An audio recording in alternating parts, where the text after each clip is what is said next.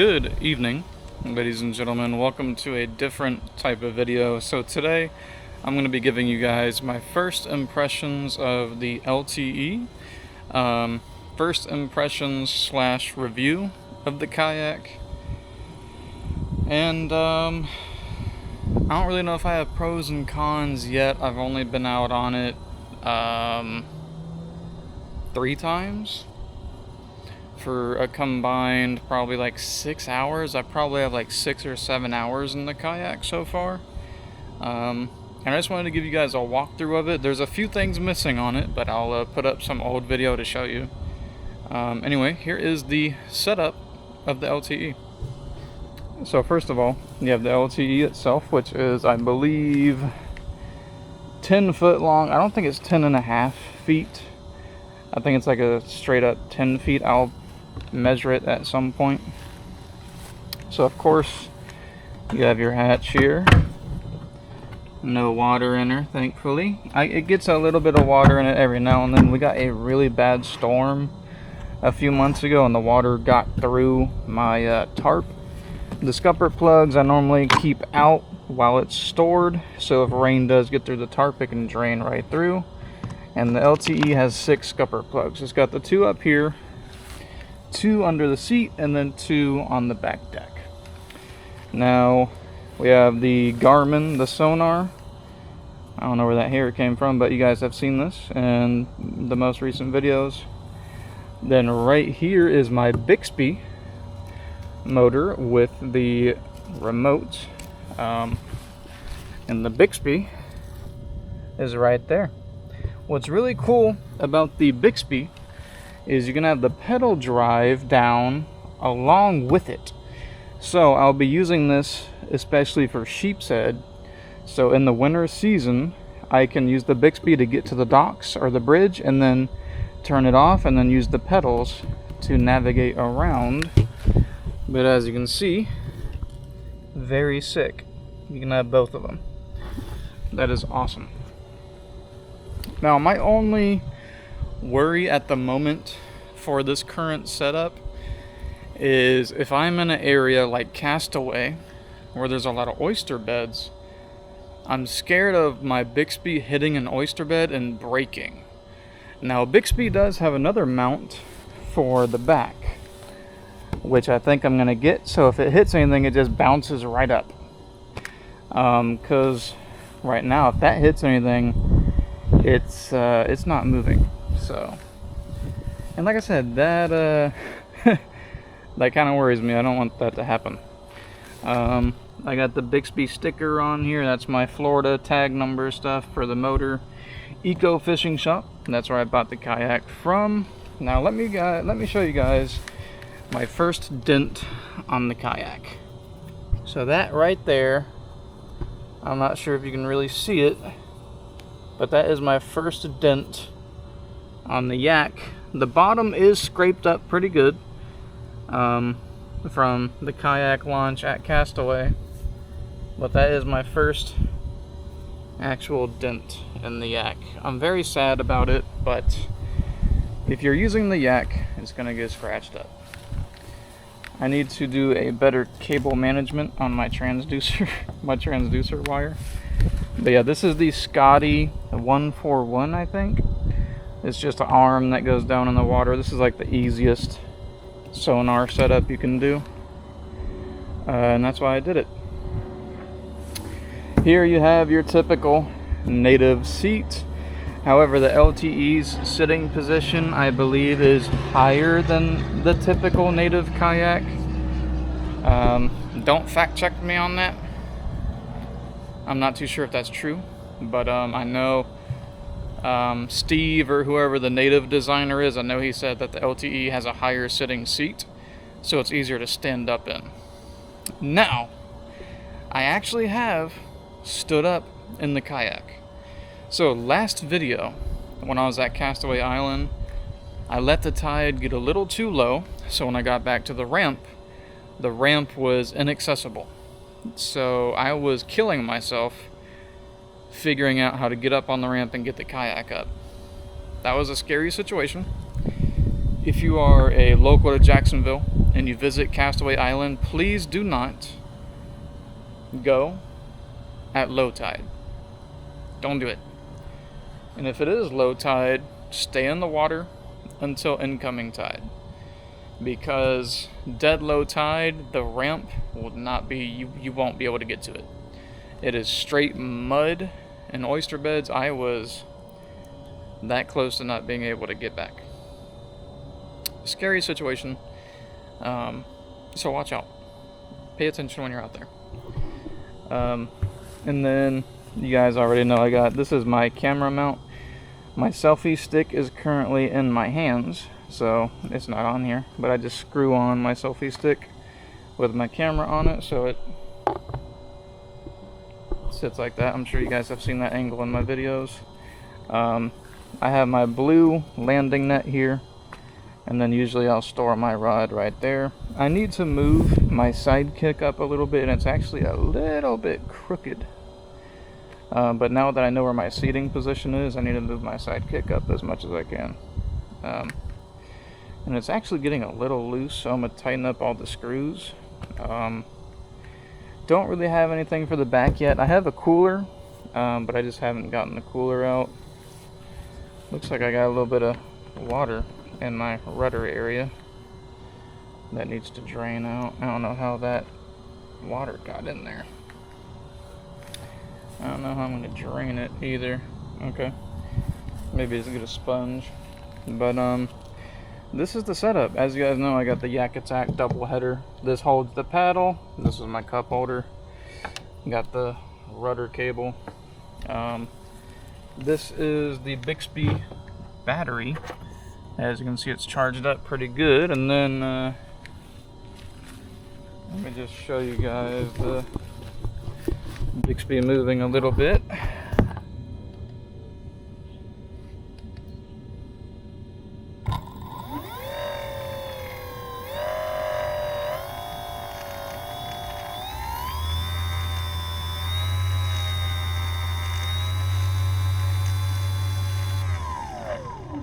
She's got some powerful modes, man. I cannot wait to take her out. It's gonna be sick. I was gonna go to the lake today, but the weather got a little nasty. Got my DJI sticker and Blackfin rods. Other than that, that's pretty much it. Now, first impressions. Let me get to the first impressions. This kayak is extremely stable. The only time that I feel not even really unstable, but it's when you turn real sharp. If you do a real sharp turn, the LTE turns so quick, it feels like you're gonna get thrown out.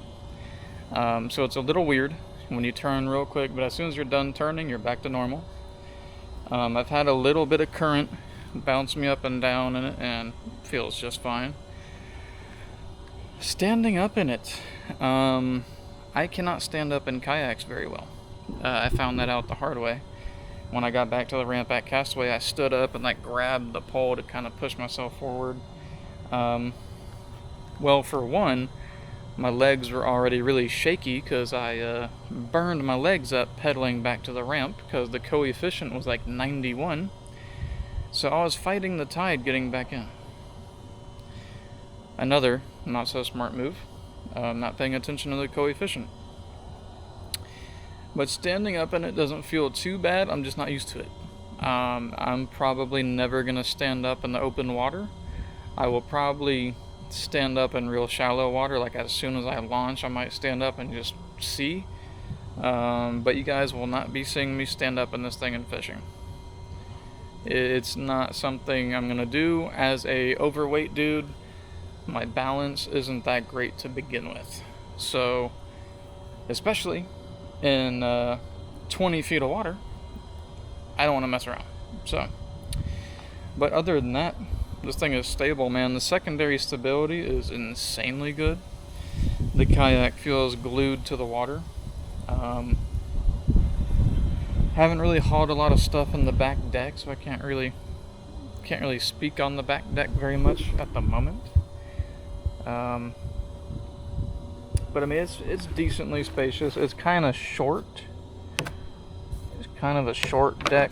It's probably like 1.5 feet. Yeah, it's not huge, but it's enough to fit my cooler and, you know, a little tackle bag or something.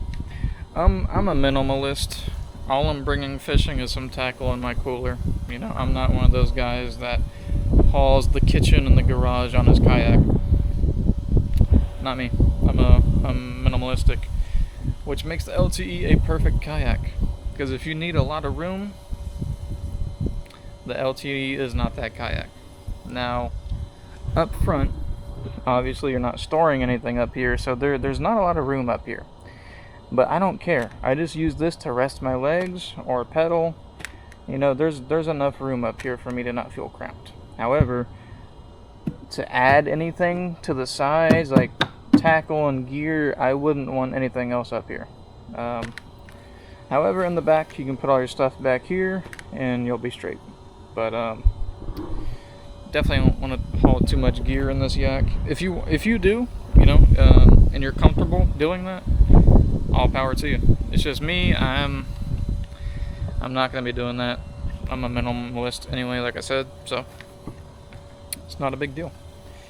But first impressions, it is a stable yak. If you're fighting a 90 tidal coefficient, you will feel like you're not moving. As you're pedaling against it, I felt like I wasn't moving. It was horrible. The kayak, the LTE is quick if you're not fighting current. I will say it's a quick yak. If you're fighting current, you're gonna want a Bixpy motor if you're fighting current. Not fun. If you're not in shape, I'm not in shape. Not fun, man. And 90 is a very high coefficient, so like I said, that wasn't very smart of me to be out in that. But we live and we learn. And I also need to learn how to clean my kayak better, because there's still mud all over the sidekick. I rinsed the sides a little bit, but I'll have to do a deep clean of her soon. I'll just have to do a deep clean soon. But overall impressions so far of the kayak, I really like it. I just wanted to make a first impressions video. Hopefully I'm not boring you guys with all my rambling. I feel like that's what these kinds of videos are. I feel like it's just rambling. But so far, I love it, man. I love the kayak. It's extremely light without the pedal drive. If you take the pedal drive off and you haul it, man, it's so stupid light. It's like 65 pounds. It's ridiculous. With the pedal drive on, it makes it front heavy, so as you're hauling it, the front of it's heavier with the drive, so it kind of, I mean, if you're a stronger dude, then it's probably nothing. I'm sure it'll get better as I get in shape again. But yeah, and that's why I got the Bixpy. The Bixpy motor is like 3 pounds and the battery is like 7 pounds. That's not adding a whole lot of weight at all. Especially if you're able to get close to where you're launching. I mean, it's nothing. But I'm trying to stop rambling. Any cons? I can't think of any cons. My only con is the steering. The handle is either too tight or too loose. The steering isn't perfect. It feels a little wonky, but it's fine. I don't care that much as long as I turn, and it's not that bad. I got the handle to where it's a little tight, but it's not like I have to really pull it. It's just tight enough to where I feel like it's not going to get loose on me. Other than that, nothing but positives. I will do a better review after I've caught some fish in it, because I need to lean over the sides and net fish and really test the secondary stability. I really want to get a thick red. I recently got some 4-inch diesel minnows to try out, so hopefully I can get out there and catch a absolute doormat of a flounder and a big ass redfish, and get this yak slimed up and get her tested out for that secondary stability. Other than that, guys, I love her, man. I love it. I will be getting it out Friday. Today is Wednesday. I'll be getting it out Friday. Probably to Castaway again. I think I'm gonna try to ride the last two of the incoming and only the first hour of low tide or outgoing tide. I don't want to be at Castaway Island anymore, outgoing tide. That experience ruined the outgoing tide for Castaway for me. So I'm gonna get back to the ramp before it's just straight mud. But I'm gonna go out there one more time, try out these new minnows, and yeah, then we're gonna try some new spots. I want to try Mill Cove soon, Browns Creek. I have all of next week off, so I have a whole week to fish, and I'm gonna be getting out there, man. I'm gonna be having a good time, hopefully. Anyways, guys, I'm getting hungry. It's like 6 o'clock. First impressions, love the kayak. If you're looking for your first kayak, or if you're looking for a lighter kayak that you can just get out the house real quick and go fishing, the LTE is perfect. I will say, loading and unloading this kayak is so easy. It's stupid easy. I have to throw it in the back of my SUV. I have a pretty big SUV I can load it in the back of. I have to strap my trunk down. It's kind of redneck. I make it work, but if you got a truck bed or something, it's stupid easy to throw this thing in and get going. It's a comfortable kayak too. You can be in it for multiple hours. So not only is it a throw and go kayak, it's just a genuinely good fishing kayak. I don't see myself upgrading anytime soon. For one, kayaks are expensive. They're not cheap, and I just love how throw and go this thing is, man. It is it's like best of all worlds. It's light, easy to transport, and it's stable. Love it.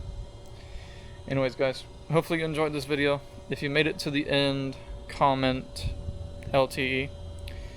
And thank you for getting through all my rambling. I kind of just wanted to make a first impressions video, which, like I said, kind of consists of that, rambling. Yeah. And shout out to Watch 'em Flop.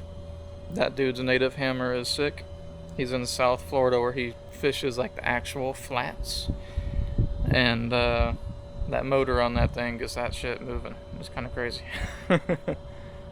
That hammer is dope. I want to see him in an LTE though. I want to see him try out an LTE. Also, Trong, visually, we got to meet up, bro. And I got to let you take a spin in it. We'll get together soon. Anyways, guys, thank you so much for watching. I'll see you guys next time. If you are in the market for a new kayak, LTE, I highly recommend. Anyways, guys, I'm out.